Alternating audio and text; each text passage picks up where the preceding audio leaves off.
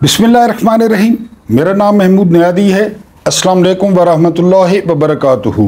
आज के वीलॉग में डिस्कस करेंगे कि आज की रात बहुत इम्पॉर्टेंट है, हुकूमत के लिए भी और पीटीआई के लिए भी। और शहर इक़्तिदार में ये खबरें गर्दिश कर रही हैं कि अडयाला में एक बहुत बड़ी मुलाकात हुई है। उसके बाद तसादुम का ख़तरा, जिस तरह मैंने बताया कि कल पीटीआई ने जो है वो एहतजाज का ऐलान कर रखा है। और हस्ब मामूल मौलाना फजल रहमान, आपको पता है, अनप्रिडिक्टेबल हैं, इनके बारे में कुछ भी नहीं कहा जा सकता और ये बारीक वारदात डालने जा रहे हैं। हुकूमत ने मशवरा दिया है कि वो अक्लमंदी से काम ले और एंड पे जिक्र करेंगे पंजाब कॉलेज की वो जो तालबा है, फर्स्ट ईयर की तालबा है, सुना है बहुत कम उम्र है और उसके साथ जो है ज़्यादती का वाक़या पेश आया है। अब ये खबरें भी गर्दिश कर रही हैं कि ये वाक़या गार्ड ने अंजाम ही नहीं दिया, बल्कि गार्ड निगरानी कर रहा था और कोई और पर्सनैलिटी इसमें मुलविस है। जब स्टूडेंट्स एहतजाज के लिए वो बाहर आए तो एक दरिंदा डीएसपी उनको कह रहा है कि आप लोग वापस क्लासों में चले जाएं, वरना जो उस लड़की के साथ हुआ है वो फिर हो सकता है। ये हमारे मुहाफिज हैं, ये टैक्स पेयर्स की तनख्वाह लेते हैं, ये दरिंदे, पुलिस वहाँ पे खड़ी है और वो धमकी ये दे रहा है कि ये वाक़या फिर हो सकता है। और फिर जो पंजाब में हसीना वाजिद बिठा दी गई है, उसने खुला हुक्म दिया है और पुलिस टूट पड़ी है। तलबा और तालबात पे काफ़ी सारे तलबा जो है वो ज़ख्मी हो गए हैं, उनका खून देखा जा सकता है, लेकिन आपको यहाँ पे नहीं दिखाया जा सकता, ज़ाहिर है यूट्यूब की पॉलिसी है। और उस दौरान वो हसीना वाजिद और उसका अब्बा लाडला वो बरखा दत्त को इंटरव्यू दे रहे थे, जो कि भारतीय वज़ीर ख़ारजा जयशंकर के साथ आई है। तो फिर आपको पता है मोदी के देश से वो आई है और उसको इंटरव्यू देना कितना ज़रूरी था और इस ख़ानदान को मशहूरी का कितना शौक़ है, अपने आप को इब्राहिम लिंकन बनाकर पेश करने का कितना शौक़ है। वो बरखा दत्त को इंटरव्यू दे रहे थे। और अब ये भी खबर सामने आ रही है कि उन तलबा को धमकियाँ दी जा रही हैं कि वो वीडियो शेयर न करें, उनकी रजिस्ट्रेशन मनसूख कर दी जाएगी, उनको दोबारा कॉलेज में नहीं घुसने दिया जाएगा।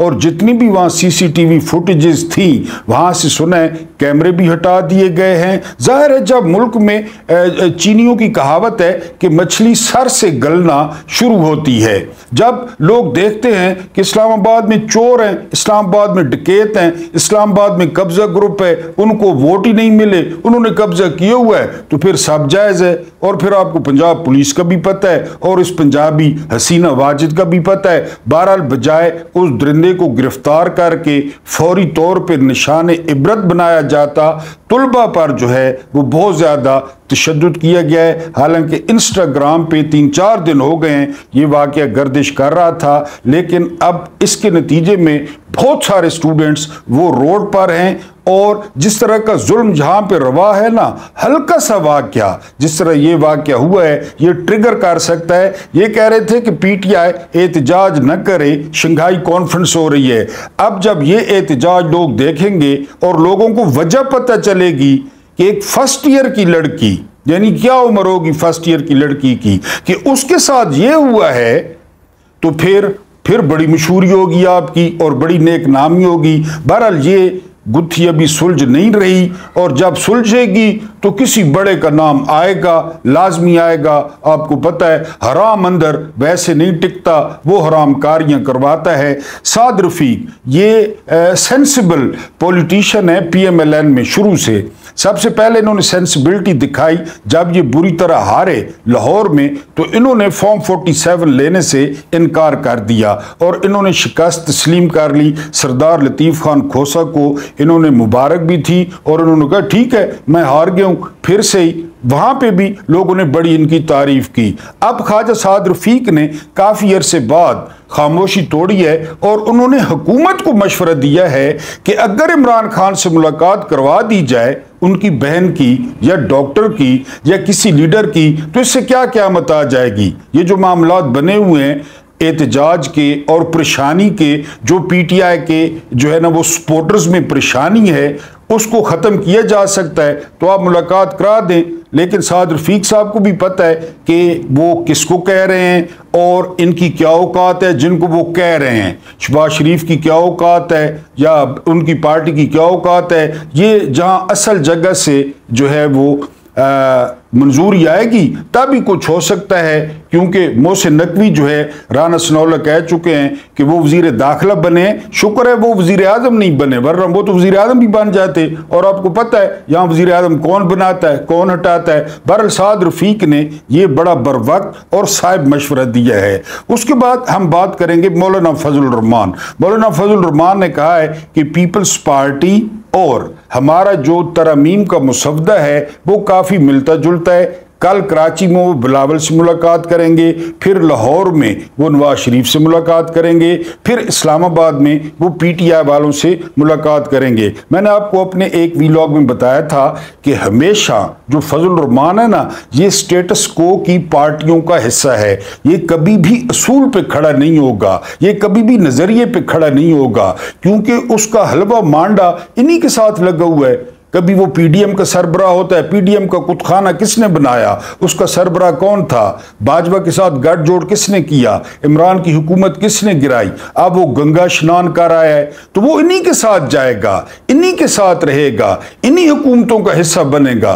वो नजरिए पे खड़े होने वाले बंदा है या वो अरबपति कहाँ से बना है, यहीं से बना है। और नवाज शरीफ ने ये हुकूमत बनने से पहले फरमाइश की थी कि हमें जेयूआई के बगैर हुकूमत चाहिए, क्योंकि जेयूआई के वो जरा जो अंधेर मचाते हैं ना, वो लंबी दाढ़ियों वाले और जो है ना वो इमामों वाले, जितनी वो अंधेर मचाते हैं करप्शन में तो सारी हमारे खाते में पड़ती है। जिनको नवाज शरीफ कह रहा है तो फिर आप उनका अंदाजा कर लें।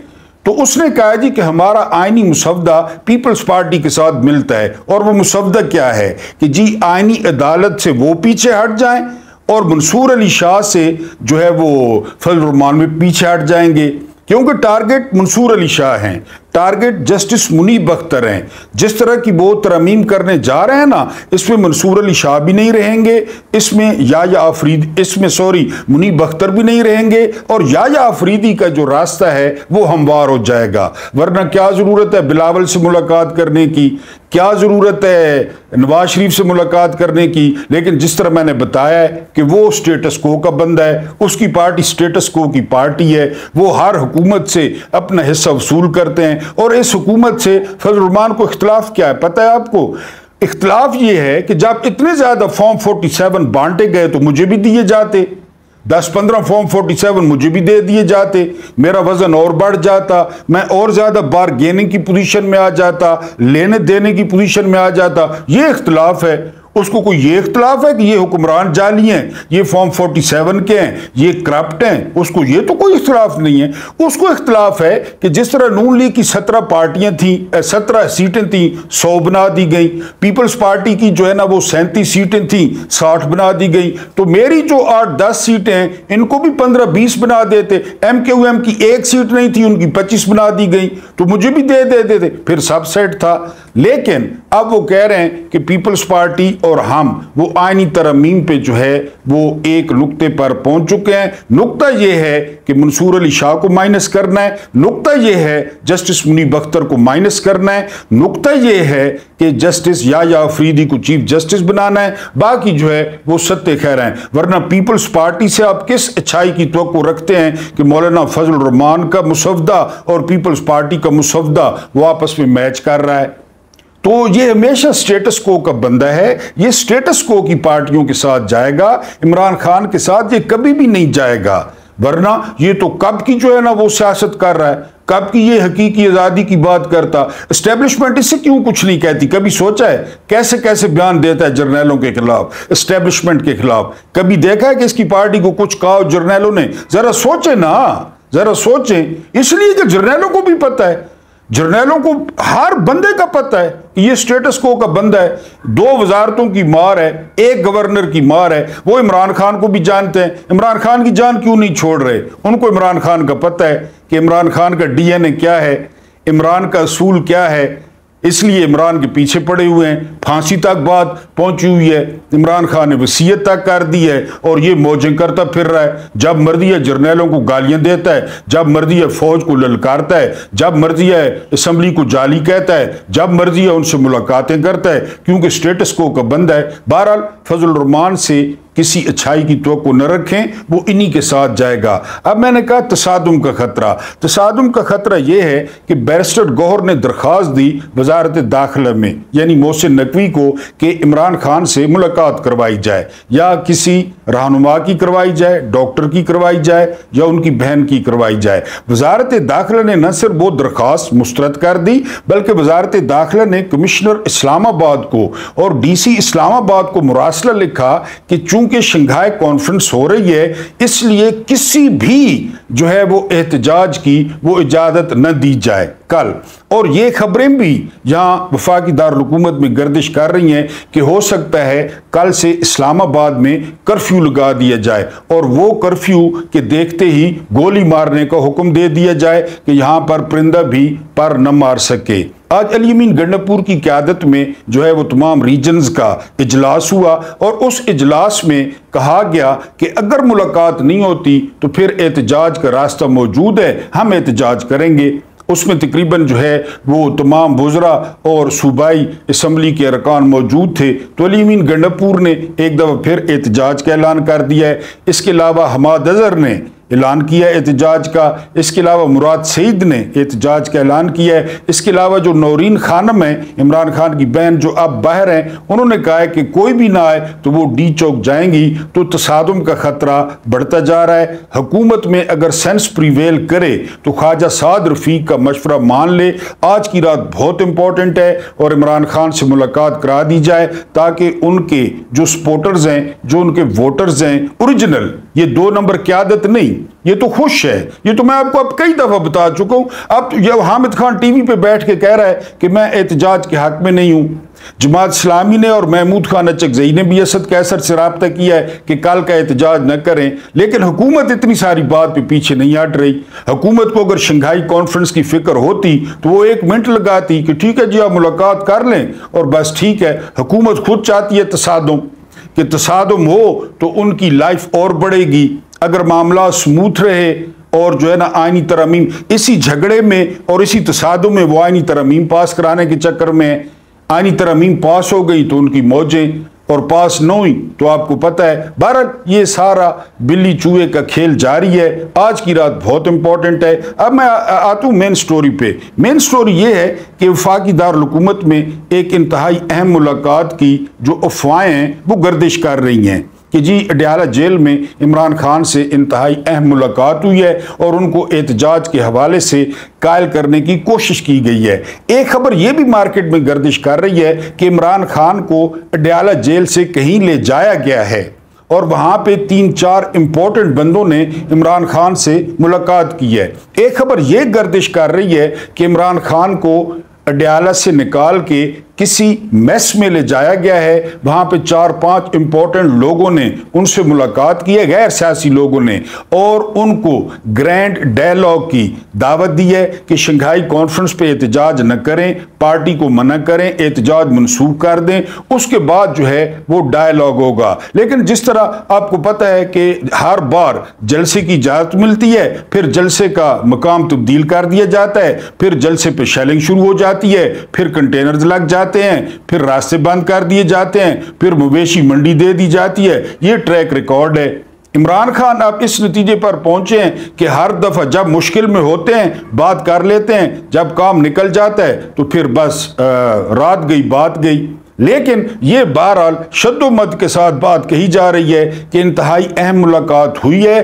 पहले की तरह जिस तरह इस्लामाबाद का जलसा मुलतवी कराया गया था आजम स्वाति के जरिए, उसी तरह मैंने आपको हमेशा बताया है, एक बार फिर आपको याद करा दूं कि पाकिस्तान जो है ना, पाकिस्तान इसका 47 कैद आदम के बाद एक होता है सामने कैनवस जो हर किसी को नजर आ रहा होता है, वो असल चीज नहीं होती।